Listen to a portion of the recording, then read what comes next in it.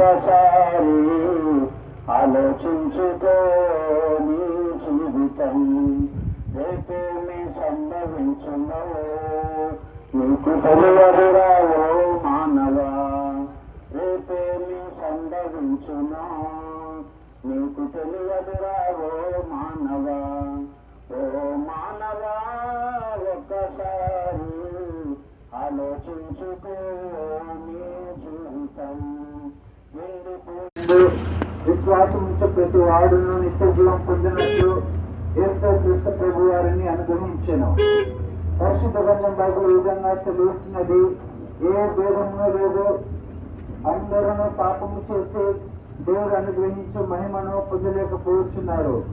పరిశుద్ధ గ్రంథం బైబిల్ ఈ విధంగా సెలవిస్తున్నది, నమ్మవారు ఆయన కృప చేతనే క్రీస్తు యేసునందలి విమోచనం ద్వారా నీతిమంతులుగా తీర్చబడుతున్నారు.